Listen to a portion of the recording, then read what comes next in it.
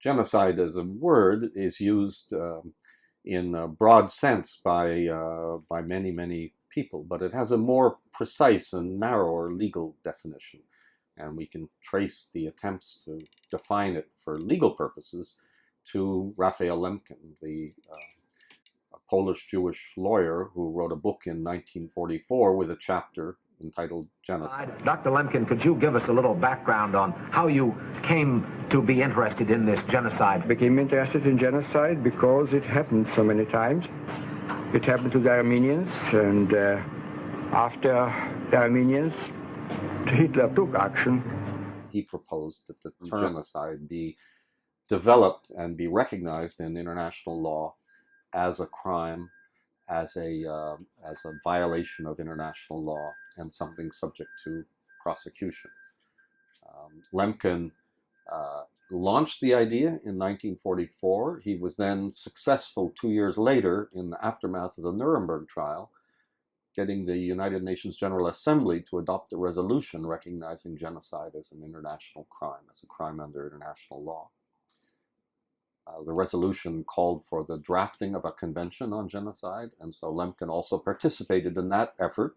In 1948, the United Nations General Assembly adopted the Convention on the Prevention and Punishment of the Crime of Genocide. And that's provided since then, really, the legal framework. The definition that's in the Convention of 1948, adopted by the General Assembly, is very universally accepted, although there are variations in some national laws. There are slight changes to the definition, and there are people who've argued for amendments or adjustments to the definition. But by and large, looking at this, almost 70 years after the adoption of the definition by the United Nations General Assembly, it still remains the gold standard in terms of the definition of genocide.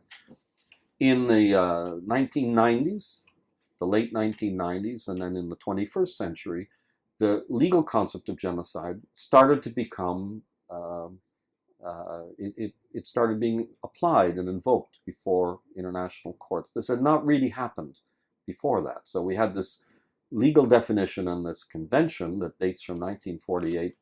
But then for about 40, 50 years, it was in the realm of political discussion, academic research, and it's only in the 15 or so years since the end of the 1990s that genocide as a legal concept has started being applied by the courts. And now today we have literally dozens and dozens of important international judgments dealing with the crime of genocide by bodies like the International Court of Justice, the International Criminal Tribunal for the former Yugoslavia, the International Criminal Tribunal for Rwanda, and the International Criminal Court.